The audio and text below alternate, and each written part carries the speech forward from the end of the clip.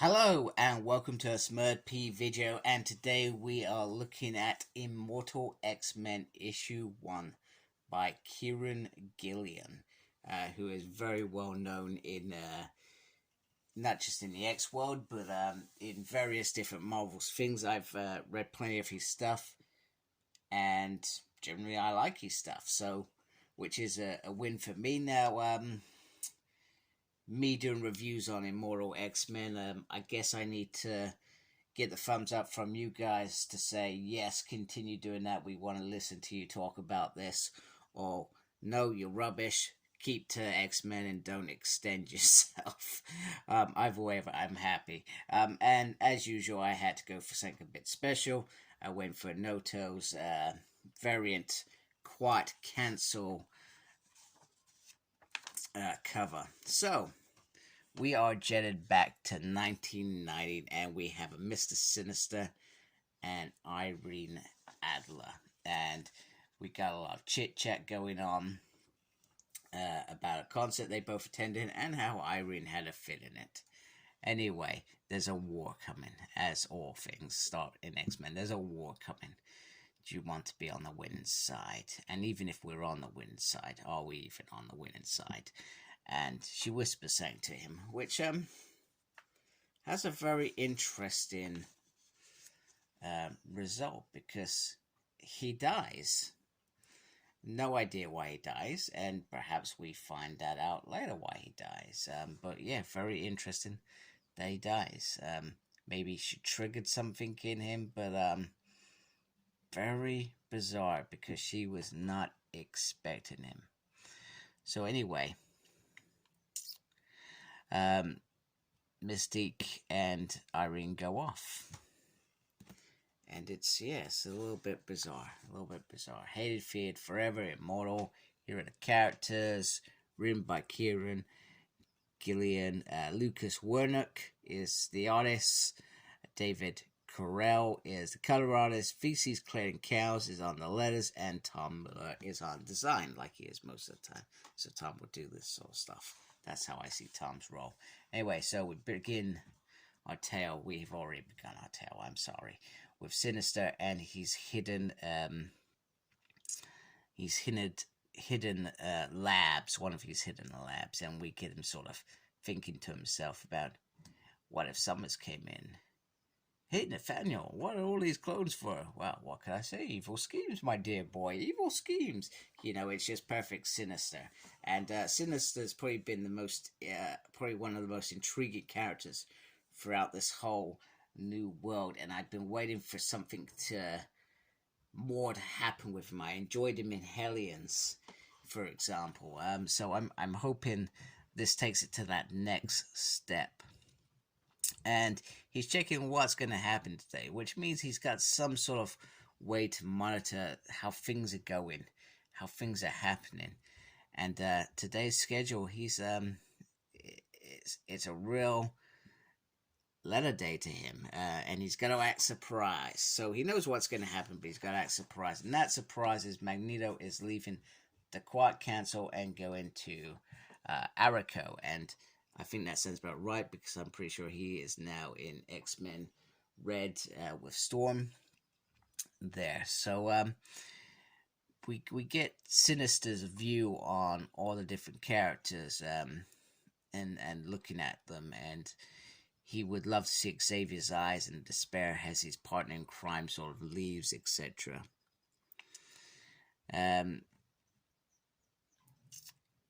When he thinks of Magneto, he thinks that he's making an amateur mistake, thinking that their plan is the plan, which is Brent and Emma Frost. She has probably enjoyed finding out Magneto and Xavier's secrets, whilst Shaw is thinking about his Hellfire Corporation, and either that or the bottom line, the Prophets is making, or Emma's bottom, apparently. Whereas Kitty's probably more of a problem for him, being who she is. However, he seems to go through all her different names. And Exodus clearly doesn't like him. He despises him for more reasons than he would like. which is expected. Camera over so see a little bit better. They go through Storm. Colossus, who apparently is being controlled by Russians, nobody knows. Nightcrawler, who is completely distracted. Mystique, who is definitely a game player. And Destiny expecting what she's expecting. With Sinister says, What are you doing? You know, going over it. Xavier would like to reconsider, but he's not interested. He said I could serve you better elsewhere. X is like, you're abandoning the cause again after leading us again. And Emma Frost gives it to him. She says, you don't get a say in who steps in after you're gone. And you know what? You deceived the council, and you could still define your legacy, yet you run. She's basically calling him a coward. That's how I see that. And yeah, she's saying, well, you're self-pitying. And he also makes a point that, at least with the Ericos, if I'm gonna die, I would be stabbed in the front, whereas what he's saying is, with you lot, I don't know what the hell you're gonna do. You're gonna stab me in the back. So we get a little section which says Sinister, everyone's secret. So, known to all mutants but no humans, known to Quiet Council, known only to mutants involved, and not known. So these are different secrets. I'll be honest, I haven't read it, because I really don't like those things. They drive me nuts, and I feel like I should learn those things in the comic, or already know them, perhaps. So we have Angel, who's interested in being on the council because he has a stake with living alongside humans still. We have Monette, who just wants to do it because she doesn't want Angel to do it. We have Gorgon, who's back from the dead. I didn't know that happened, so they must have tried to bring him back in the hope that he returned to normal. Not sure where that happened. I'm sure I'll pick it up somewhere. And he just says, me. We have Gabriel Summers, who says, I ruled in Empire, which I thought was kind of funny. And Brand, who says, well, you know what? I've been doing this game all my life, etc. And then Beast, who says he's in charge of X-Force. And then the others say, I remember when Beast used to be fun before he started doing this. Or he was then Brand, one or the other. They talk about some others. They talk about Legion, for example, and Doug, and they sort of say, no, and Sinister says, only the best for the council. It has to be the best of the best. We're talking about the Empire. So,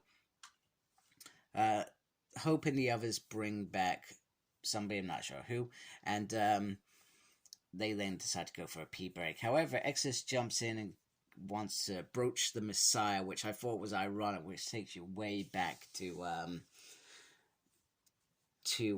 Hope's story, which I find intriguing, perhaps later on in this issue as well, and I'll get into that.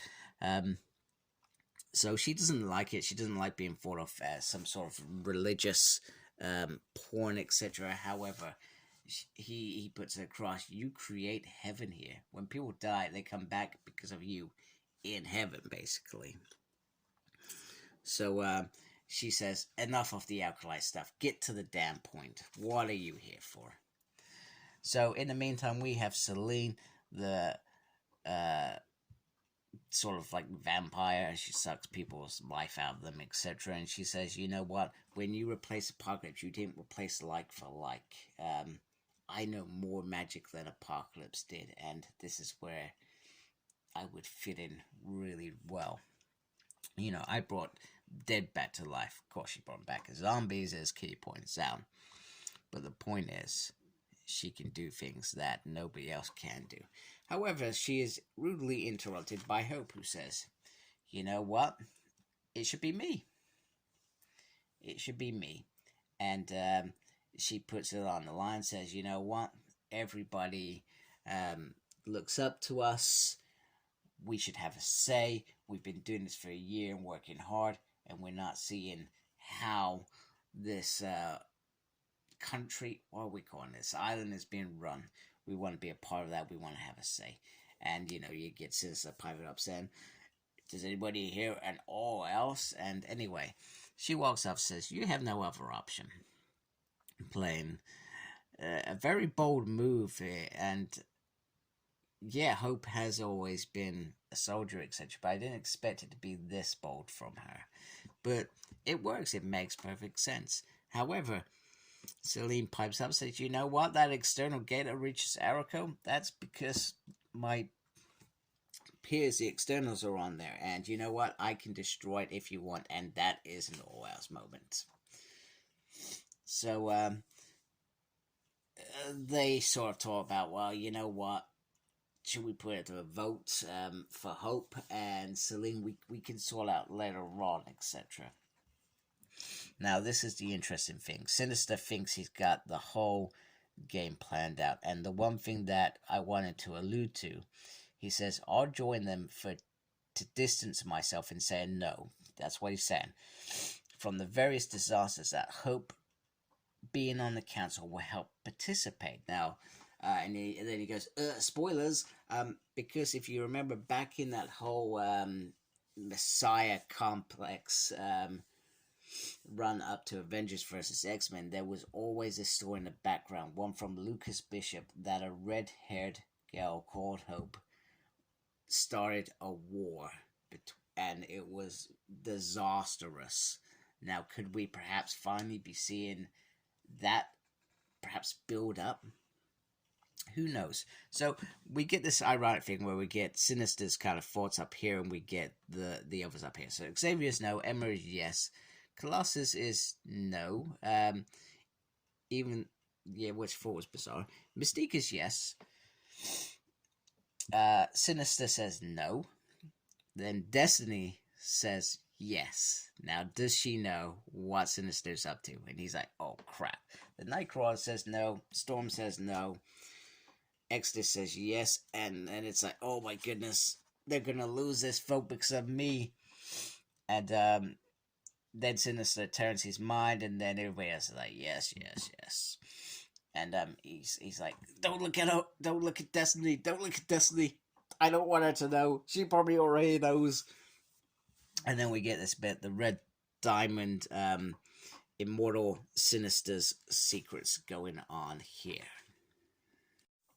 Alright, so the fun is about to begin. So Xavier goes to see Celine to say, you know, we want you to take more of an active part in Krakola's existence. And, you know, then he's like, you being quiet? Are you okay?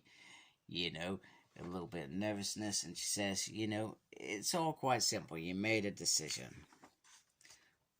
And you have to live with the consequences. So, I believe, unless I've misinterpreted, she used the gate and created this monster that has arrived. Well, she's resurrected it, which is kind of bonkers, but it's happened anyway. And then Nightcrawler says, it's Sinister, you did this on a whim. We should have taken our time with this. You know, why did we rush this decision that we did? And Sinister approached Destiny. Did you know this was going to happen? And she's like, you really don't know anything. After all these years, you've never learned how my power actually works. She says, I don't see the future. There is no the future. There is no destiny. I'm not entirely sure what that means, to be honest with you. And I guess it just happened. She just sees a version, but it could be something else, perhaps. I'm not entirely sure, which is interesting. Jenny, I'm hoping you've figured this bit out and you come right to me afterwards, because I've completely lost it. Anyway, Sinister runs back to his lab, ready to upload some data to the clone. He picks up this gun, and he also makes a joke about some Cyclops eyeballs that he made just to put in this gun that he could shoot, which seems a bit weird. He's sort of blurring to himself all a host of things, and then he's trying to observe this what's going on with this monstrous thing on the island. He also reflects back on a time when Phoenix incinerated him, which I thought once again was very interesting. Which just reminds us that that timeline before it still all exists, which is great, and it also reminds me that perhaps some stuff is going to happen with Hope, perhaps finally. And I think if I remember rightly, didn't Kieran write this stuff around this little run that we're talking about? I can't remember. I feel like that was that run. Once again, Jenny, I'm sure you're telling me, yep, that was the right run, or nope, that wasn't the run you're thinking of. Anyway, he says great about a clone. You know, he says you can drop something in and into your earliest self, etc., and sort of start again. I got a little bit confused with that, I'm not gonna lie. It was a little bit confusing. Anyway, Moira McTaggart's clones. Here we go. Terrible scientist, as he put it, and believing a data set as small as 10 was sufficient to draw any meaningful conclusions, rather than continuing to live. I can't remember how the 10 lives or whatever come about, but I think it was the point was on one of your lives you're going to be human and you're never going to be able to reset or have another go at it, etc. Which we've seen happen.